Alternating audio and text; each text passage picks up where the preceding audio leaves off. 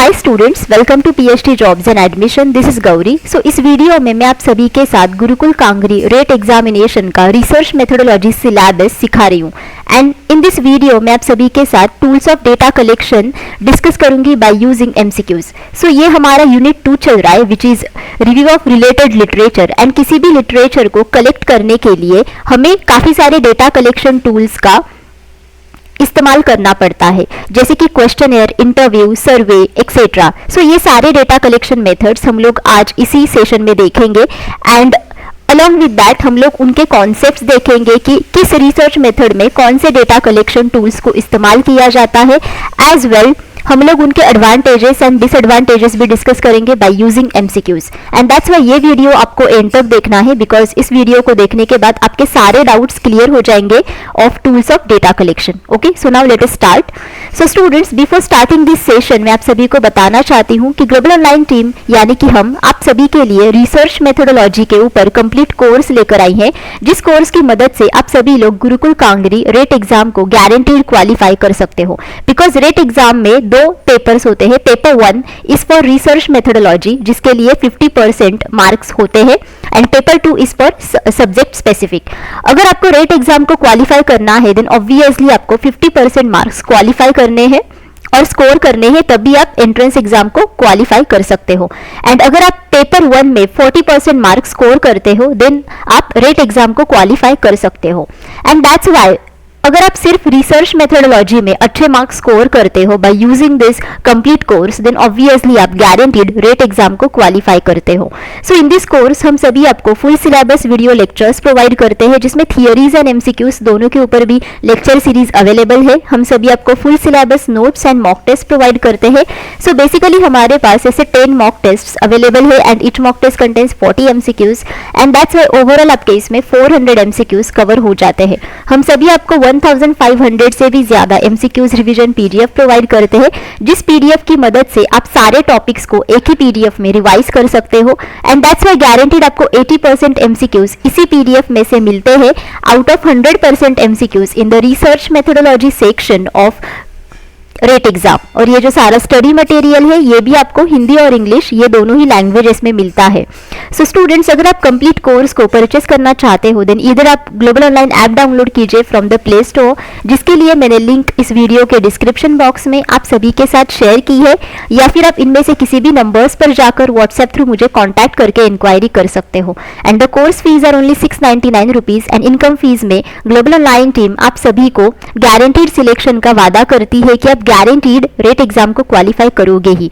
यहाँ पे जितने भी सारे यूनिट्स मैंने मेंशन किए हैं इन सारे यूनिट्स के ऊपर आपको रेट एग्जाम्स में क्वेश्चंस पूछे जाते हैं, एंड ये सारे यूनिट्स हमने कंप्लीट कोर्स में कवर किए हैं। ओके, स्टूडेंट्स, इसी के साथ ग्लोबल ऑनलाइन टीम आप सभी को रिसर्च एंट्रेंस टेस्ट पेपर 2 के लिए स्टडी मटेरियल प्रोवाइड करती है।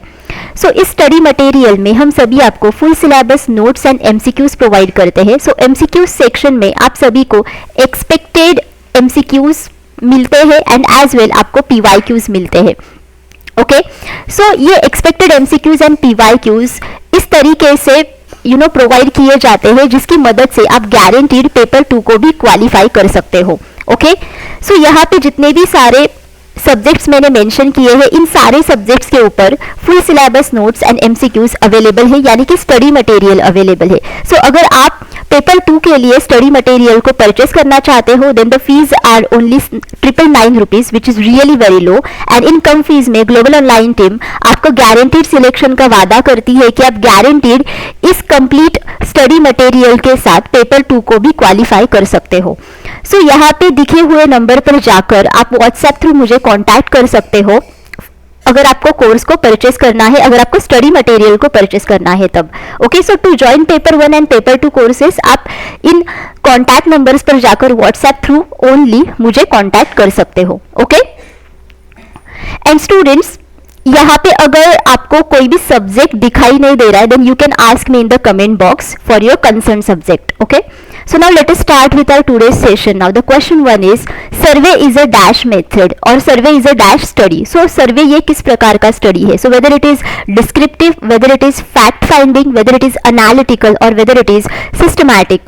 सो survey is a fact finding study, because survey में हम सभी लोग रिस्पोंडेंट्स को क्वेश्चंस पूछते हैं एंड रिस्पोंडेंट्स हमें उनके आंसर्स प्रोवाइड करते हैं. So these answers are nothing but the opinions. Okay, these are the opinions. So opinions के थ्रू हमें काफी सारे फैक्ट्स समझ में आते हैं कि exactly what are going on in the world और what is going on in the community, जहां पे हम लोग सर्वे मेथड्स का यूज करके स्टडी करते हैं. And that's why survey is a fact finding study. Okay, in a survey there is an enumerator and a dash. So survey method में enumerator होता है एंड उसके अलावा कौन होता है. So whether it is guide, whether it is respondent, whether it is supervisor or whether it is messenger. So सर्वे में enumerator होता है. इन्यूमरेटर का दूसरा मतलब है रिसर्चर. रिसर्चर यानी कि जो पर्सन रिसर्च करता है वो. एंड उसके अलावा सर्वे मेथड में रिस्पोंडेंट्स होते हैं. रिस्पोंडेंट्स यानी कि पार्टिसिपेंट स्टडी के, जो हमें आंसर्स करते हैं टू आवर क्वेश्चंस. ओके, मतलब रिसर्चर के क्वेश्चंस को जो पर्सन्स आंसर्स करते हैं, जो स्टडी के पार्टिसिपेंट्स होते हैं, उनको रिस्पोंडेंट्स कहा जाता है. एंड दैट्स व्हाई सर्वे में ये दो पर्सन्स बहुत इंपॉर्टेंट होते हैं. एक होता है इन्यूमरेटर एंड दूसरा होता है respondent. Questions in which only 2 alternatives are possible is called. Now इनमें से कौन से क्वेश्चंस ऐसे हैं जिसमें सिर्फ 2 ऑल्टरनेटिव्स ही पॉसिबल होते हैं. 2 ऑल्टरनेटिव्स का मतलब होता है कि 2 ही आंसर्स पॉसिबल होते हैं, जैसे कि ट्रू और फॉल्स, अग्री और डिसअग्री. सो इस प्रकार के क्वेश्चंस को क्या कहा जाता है. So whether it is called as multiple choice questions, whether it is called as dichotomous questions और whether it is called as open ended questions और स्ट्रक्चर्ड क्वेश्चंस. सो स्टूडेंट्स, इसे मल्टीपल चॉइस क्वेश्चंस नहीं कहा जाता है because multiple choice questions में काफी सारे मल्टीपल चॉइसेस होते हैं. सो इस स्क्रीन पर जो क्वेश्चन आपको दिखाई दे रहा है, so this is called as multiple choice question, because multiple choice question में काफी सारे चॉइसेस होते हैं and we need to select only one option from these choices. Dichotomous questions में सिर्फ 2 ही ऑल्टरनेटिव्स पॉसिबल होते हैं and that's why the correct answer to this question is 2, that is dichotomous questions, because इसमें 2 ही alternatives possible होते हैं, जैसे कि ट्रू और फॉल्स, अग्री और disagree. Okay, all of you understood. And open ended questions में बेसिकली हमें डिस्क्रिप्टिव आंसर्स मिलते हैं, जैसे कि फॉर एग्जाम्पल जो शॉर्ट आंसर क्वेश्चंस होते हैं और लॉन्ग आंसर्स क्वेश्चंस होते हैं. So these are called as open ended questions. Okay, and structured questions ये एक ऐसे क्वेश्चंस होते हैं जिनको बेसिकली स्ट्रक्चर्ड इंटरव्यूज में पूछा जाता है. ओके, स्ट्रक्चर्ड इंटरव्यूज में उनको पूछा जाता है एंड ये क्वेश्चंस पहले से ही इन्यूमरेटर या फिर रिसर्चर बनाते हैं before going to the interview and वही स्ट्रक्चर्ड क्वेश्चंस वो उनके रिस्पोंडेंट्स को पूछते हैं. And these are called as structured questions because ये पहले ही बेसिकली इनको पहले ही बनाया जाता है. Okay, that's why the answer to this question is basically 2, that is dichotomous questions. The main problem of questionnaire is, now what is the main problem of questionnaire? Questionnaire का main problem क्या है? So whether it is accessible to diverse respondent, greater anonymity, shows an inability of respondent to provide information या फिर none of these. So students, questionnaire का मतलब होता है कि it's a data collection method, okay, जिसमें आप सभी लोग क्वेश्चंस पूछते हो to your respondents and respondents आपको आंसर्स प्रोवाइड करते हैं. So there is only one problem of questionnaire which is that कि फॉर एग्जांपल अगर कोई भी क्वेश्चंस ऐसे होते हैं जो काफी सेंसिटिव होते हैं एंड दैट्स व्हाई रिस्पोंडेंट्स ऐसे सेंसिटिव क्वेश्चंस को आंसर्स नहीं दे पाते. Basically they don't want to answer the sensitive questions and that's why the main problem of questionnaire is they shows or the respondent shows an inability to provide information. Okay, कई respondents ऐसे होते हैं कि जो enable होते हैं basically कि ताकि वो हमें इंफॉर्मेशन को प्रोवाइड कर सके. सो इसके रीजंस काफी सारे होते हैं, जैसे कि सेंसिटिव क्वेश्चंस की वजह से या फिर किस रिस्पोंडेंट्स के पास डिवाइसेस अवेलेबल नहीं होते हैं, जैसे कि electronic devices like smartphone, cellphone या फिर लैपटॉप या फिर कंप्यूटर, और किस रिस्पोंडेंट्स के पास नेटवर्क अवेलेबिलिटी नहीं होते हैं. Because of the lack of network वो हमें रिस्पॉन्सेज नहीं दे पाते. Okay, so this is the main problem of it. अगर आप किसी भी डेटा कलेक्शन मेथड की वजह से डाइवर्स रिस्पॉन्डेंट्स को एक्सेस कर पाते हो, then obviously it's a good thing. Okay, ये इसका प्रॉब्लम नहीं हो सकता. एज वेल इसमें अगर ग्रेटर एनोनिमिटी है, then again this is a good thing. ये भी प्रॉब्लम नहीं हो सकता, बिकॉज किसी भी रिसर्च प्रोसीजर में एनोनिमिटी रखना बहुत इंपॉर्टेंट बात होती है, बिकॉज ये एथिकल माना जाता है. Okay, a researcher should keep the information of the respondents anonymous, यानी कि उनकी जो पर्सनल इंफॉर्मेशन होती है, उनकी जो आइडेंटिटी होती है, वो किसी भी रिसर्चर को एनोनिमस रखनी चाहिए, उनको छुपाना चाहिए. And this is basically ethical thing. Okay, that's why the correct answer for this question is 3. Which of the following method of data collection is independent of people's willingness to report? Now, इनमें से कौन सी data collection method और tool ऐसा है जो peoples के willingness से बहुत इंडिपेंडेंट है, कि यहाँ पे पीपल का जो विलिंगनेस होता है टू रिपोर्टर्स, ये मायने नहीं रखता है, because without the people's willingness report हम लोग यहाँ से डेटा को कलेक्ट कर सकते हैं. मतलब इस मेथड के थ्रू हम लोग डेटा को कलेक्ट कर सकते हैं. So whether it is case study, whether it is interview, whether it is questionnaire और whether it is observation. So now let us see one by one all of these data collection methods. Now case study. Case study is the data collection method जिसमें हम एक ही person के ऊपर या फिर एक से भी ज्यादा पर्सन के ऊपर काफी समय तक स्टडी करते हैं. एंड बेसिकली इसमें हम लोग इन डेप्थ स्टडी करते हैं, in depth, in detail study करते हैं. फॉर एग्जाम्पल, अगर आपको किसी भी पर्सन के डिसीज के बारे में स्टडी करना है कि उनको वो डिसीज कैसे हुआ है and what is the diagnosis of that disease, and अगर आपने किसी भी प्रकार के मेडिसिन को डिस्कवर किया है to treat that disease, then उसके लिए जो स्टडी आप करते हो on a specific person. So इसे बेसिकली क्या कहा जाता है? Case study. And that's why case study में लोगों का जो विलिंगनेस है टू रिपोर्टर्स, ये बहुत इंपॉर्टेंट होता है, because without their answers we can't study. So ये ऑप्शन यहाँ पे एलिमिनेट हो जाता है. इंटरव्यू में भी वही बात होती है कि इंटरव्यू में face to face questions and answers होते हैं, एंड दैट्स व्हाई यहाँ पे भी पीपल हमें कैसे रिस्पॉन्ड करते हैं ये बहुत इंपॉर्टेंट है. सो ये भी एलिमिनेट हो गया. क्वेश्चनेयर में भी वही बात होती है, we want the responses from our respondents, and that's why यहाँ पे भी पीपल्स की विलिंगनेस को बहुत इंपॉर्टेंट है. But observation is the one of the data collection method जिसमें लोग हमें रिस्पॉन्स करना चाहते हैं या फिर नहीं करना चाहते हैं, this thing does not matter, because observation में रिसर्चर सिर्फ ऑब्जर्व करता है कि एग्जैक्टली पीपल क्या कर रहे हैं. पीपल यानी कि पार्टिसिपेंट्स क्या कर रहे हैं, how they are behaving. Basically इसमें सिर्फ ऑब्जर्वेशन होता है, एंड दैट्स व्हाई लोग हमें रिपोर्ट करना चाहते हैं या फिर नहीं करना चाहते, it does not matter at all. That's why here the correct answer is 4. What are the types of survey methodologies? Now इनमें से कौन से सर्वे मेथोडोलॉजीज के टाइप्स है? So whether it is online surveys या फिर फोन सर्वेज या फिर क्वालिटेटिव सर्वेज या फिर all of these. So survey methodologies के काफी सारे टाइप्स है. उनमें से सबसे पहला है ऑनलाइन सर्वेज, जो कि यहाँ पे दिया गया है.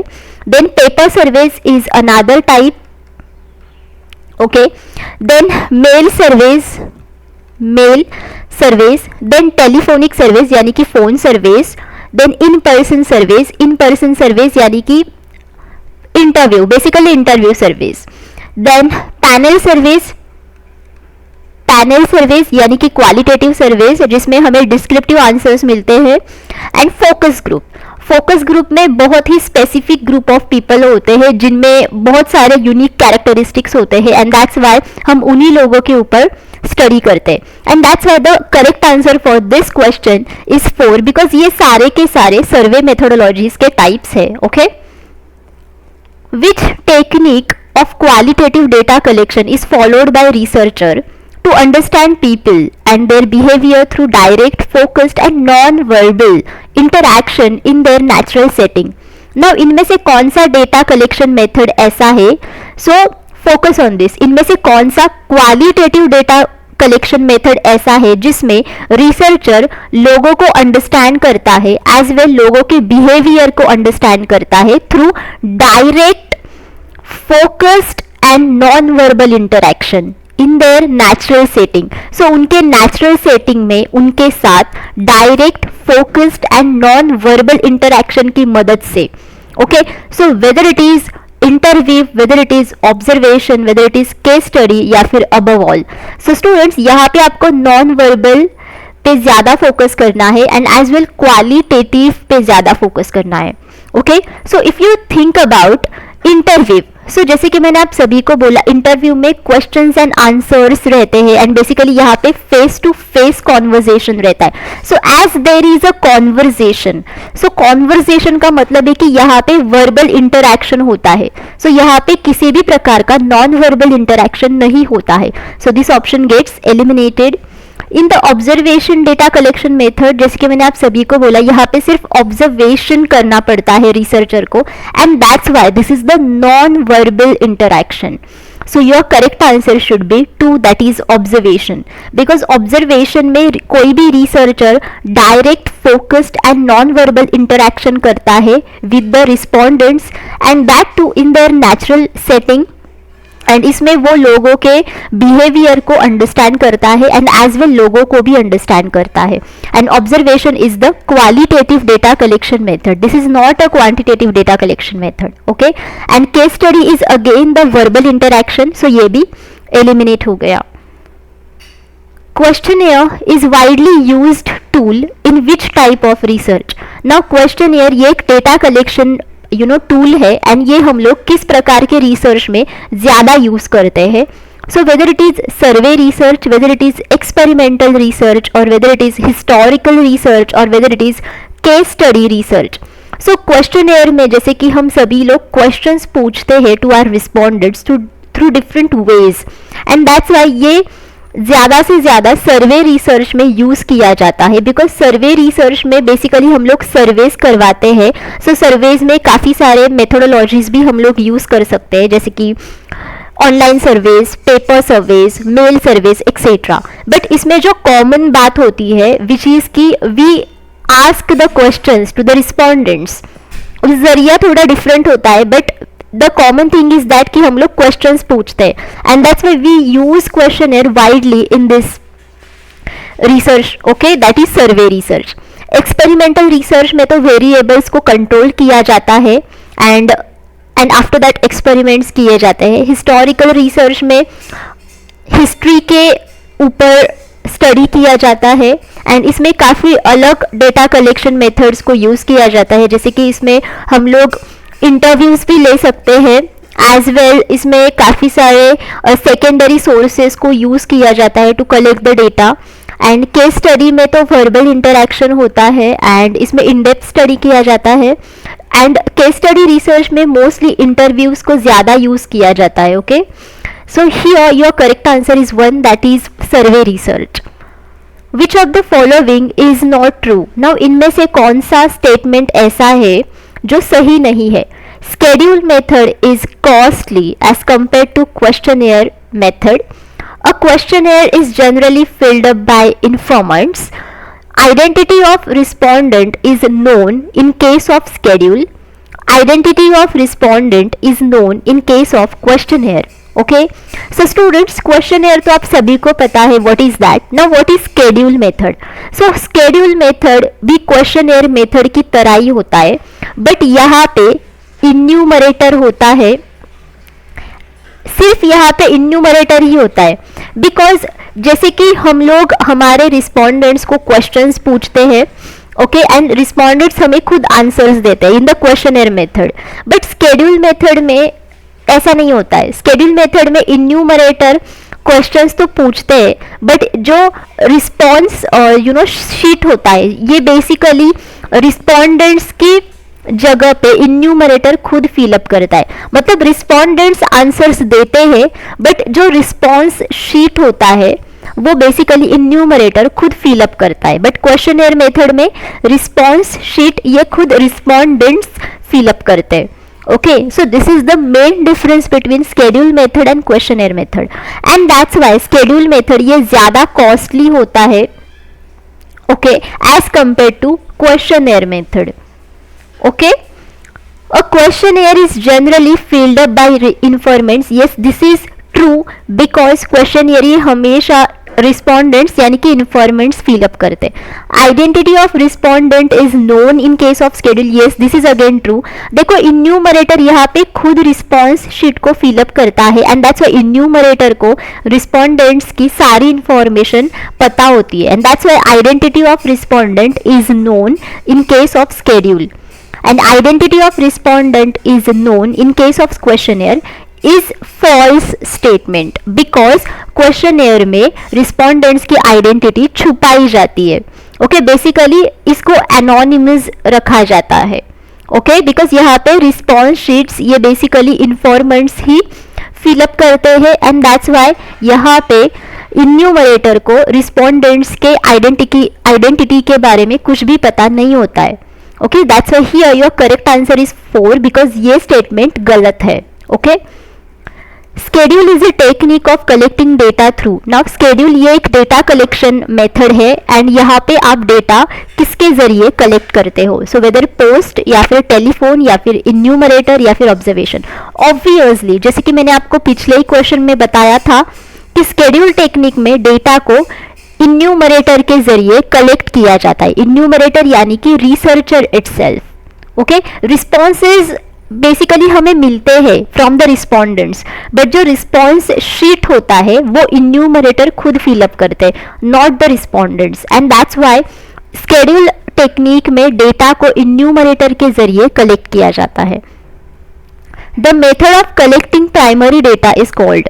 नाउ इनमें से कौन से मेथड्स ऐसे हैं जिससे आप प्राइमरी डेटा को कलेक्ट कर सकते हो, सो whether it is questionnaire and schedule method, whether it is observation and interview method or whether it is none of the above or all of the above. So primary data का मतलब होता है कि ऐसा data जो first hand user collect करता है, for example researcher itself या फिर user itself. Okay that's why यहाँ पे जितने भी सारे डेटा कलेक्शन मेथड्स मेंशन किए हैं जैसे कि questionnaire, schedule method, observation and interview method, इन सभी मेथड्स के जरिए आप प्राइमरी डेटा को कलेक्ट कर सकते हो।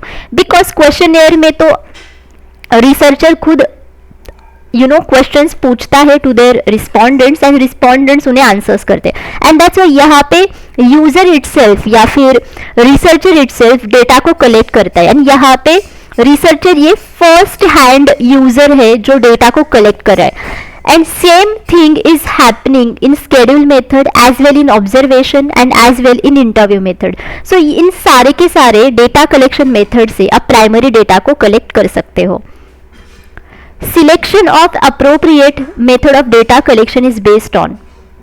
सो जब भी आप डेटा कलेक्शन मेथड्स को अप्रोप्रिएटली सिलेक्ट करते हो for any kind of research process then वो बेसिकली जो डेटा कलेक्शन मेथड का जरिया है या फिर सिलेक्शन का जो जरिया है, सो बेसिकली ये किसके आधार पर डिपेंड होता है, so whether it is based on nature और object and scope of study या फिर availability of funds, time factor, all of the above. So the correct answer for this is 4, that is all of the above. Because देखो data collection methods काफ़ी सारे चीज़ों के ऊपर depend रहता है, जैसे कि स्टडी का नेचर क्या है। नेचर का मतलब है कि वेदर स्टडी इज क्वांटिटेटिव और क्वालिटेटिव, देन उसका ऑब्जेक्टिव क्या है, what is the aim of your research, then उसका स्कोप क्या है for the society and for individual itself, then आपके पास कितने फंड्स अवेलेबल है एंड अकॉर्डिंगली आप उन्हीं डेटा कलेक्शन मेथड्स को सिलेक्ट करते हो। एज वेल आपके पास कितना टाइम अवेलेबल है, time factor is also very important.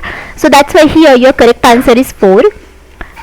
Mailed, collective, online and administration in a public space are types of. Now mailed, then collective, online and administration in a public space, ये चारों भी किसके types है? So whether these are the types of questionnaire, these are the types of interview, these are the types of survey या फिर case study. So students, इसी session में हमने देखा कि सर्वे के काफ़ी सारे टाइप्स है, जैसे कि online surveys, paper surveys, mail surveys, telephonic surveys, in person surveys, then panel surveys, focus group surveys. So यहाँ पे वो टाइप्स मेंशन नहीं किए, so and that's why this is not the types of survey. So बचे हुए option है questionnaire, interview and case study. So if you see questionnaire, so you ask the questions to your respondents in the questionnaire, right? So आप questions mail के जरिए भी पूछ सकते हो. देन कलेक्टिव का मतलब होता है कि आप ऑफलाइन भी क्वेश्चंस पूछ के ऑफलाइन भी आपको आंसर्स मिलते हैं, यानी कि कलेक्टिव. देन ऑनलाइन यानी कि इंटरनेट के जरिए. And administration in a public space. Okay, so इसमें आप पब्लिक स्पेसेस में भी क्वेश्चंस को पूछ के आपको रिस्पॉन्सेस मिलते हैं. And that's why all of these are the types of questionnaire. Okay, data collection method. And interview के दो टाइप्स होते हैं, जिसमें से सबसे पहला है structured interview and the second one is unstructured interview, and we are going to see this in the next part of this session. And case study के कोई भी types नहीं है. So case study itself is the whole data collection method जिसमें in-depth study किया जाता है on a particular person. Okay, that's why here आपका जो सही आंसर है वो एक है, that is questionnaire. The following are types of observation. Now इनमें से कौन सा observation data collection method का type है? So whether it is qualitative and quantitative, flexible and inflexible, participant and non-participant, fundamental and applied. So observation के दो ही types होते हैं, and वो है participant and non-participant types. So participant observation type में researcher itself काफ़ी सारे रिस्पोंडेंट्स के साथ पार्टिसिपेट कर लेता है काफ़ी सारे एक्टिविटीज़ में बेसिकली. सो फॉर एग्जांपल, अगर कोई भी रिसर्चर किसी भी सोसाइटी या फिर कम्युनिटी के बारे में स्टडी करना चाहता है, देन पार्टिसिपेंट ऑब्जर्वेशन में रिसर्चर खुद उस कम्युनिटी के पार्टिसिपेंट्स के साथ घुल मिल जाता है, एंड जितने भी एक्टिविटीज़ वो उनको करने के लिए कह रहा है वो एक्टिविटीज़ वो खुद भी करता है. एंड वो खुद एक्टिविटी करते वक्त उनके पार्टिसिपेंट्स को भी ऑब्जर्व करता है, and that's why it is called as participant observation. And basically participant observation ये मोस्टली एथनोग्राफी स्टडी में यूज़ किया जाता है. एंड नॉन पार्टिसिपेंट ऑब्जर्वेशन में रिसर्चर किसी भी एक्टिविटीज़ में पार्टिसिपेट नहीं होता है, किसी भी कम्युनिटी में या फिर सोसाइटी में पार्टिसिपेट नहीं होता है, and that's why it is called as non participant observation. And fundamental and applied both are the types of researches. Qualitative and quantitative again the types of research methods, and that's why here your correct answer is 3, that is participant and non-participant observation. In a structured interview, the goal is to obtain answers to. Now इनमें से कौन सा option ऐसा है which is the goal, okay, of the structured interview.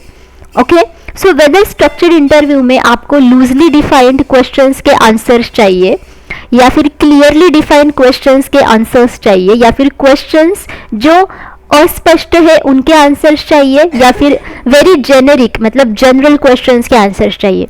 सो जैसे मैंने आप सभी को बताया कि इंटरव्यू के दो टाइप्स होते हैं, structured and unstructured. So structured interview में जो क्वेश्चंस होते हैं वो बेसिकली इंटरव्यूअर पहले से ही एक शीट के ऊपर बनाता है, एंड उन्हीं क्वेश्चंस को वो रिस्पोंडेंट्स को पूछता है. ओके, और इंटरव्यूअर को पूछता है.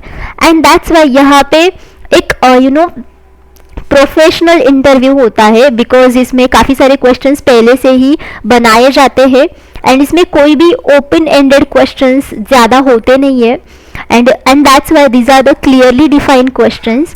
And that's why structured interview में जो आंसर्स कोई भी इंटरव्यूअर चाहता है वो बेसिकली क्लियरली डिफाइंड क्वेश्चंस के लिए चाहता है. एंड जो अनस्ट्रक्चर्ड इंटरव्यू होता है उसमें काफ़ी सारे क्वेश्चंस ऐसे होते हैं जो पहले से ही बनाते नहीं है. सो इंटरव्यूअर बेसिकली किसी भी प्रकार के क्वेश्चंस इंटरव्यू को पूछता है. यहाँ पे इंटरव्यूअर एंड इंटरव्यूवी के बीच में काफ़ी सारे कॉन्वर्सेशन होते हैं, एंड जनरल कॉन्वर्सेशन होते हैं, एंड इसमें इंटरव्यूअर इंटरव्यूवी को बहुत ज़्यादा टाइम देता है कि वो उनके ओपिनियंस बता सके, एवरीथिंग बता सके. बट स्ट्रक्चर्ड इंटरव्यू में ऐसा नहीं होता है. यहाँ पे वही क्वेश्चंस के आंसर्स इंटरव्यूवी को देने पड़ते हैं जो इंटरव्यूअर उनको पूछता है, एंड इसमें उनके जो ओपिनियंस होते हैं और उनके काफ़ी सारे जो डिस्कशंस होते हैं इनको इम्पोर्टेंस नहीं दिया जाता है, बिकॉज उनके लिए इसमें कोई भी टाइम ही नहीं होता है. Okay, and that's why here your correct answer is 2. And जो अस्पष्ट क्वेश्चंस होते हैं obviously these are not important in structured interview. Very general questions भी यहाँ पे चलते नहीं है. एंड जो लूजली डिफाइंड क्वेश्चंस यानी कि ऐसे वैसे क्वेश्चंस वो भी नहीं चलते. Okay, so the correct answer over here is 2. So students, thank you for watching this session. I hope all of you understood whatever I have discussed in this session. But still अगर आपको कोई doubt है you can ask me in the comment box. मैं आप सभी को reply करूँगी.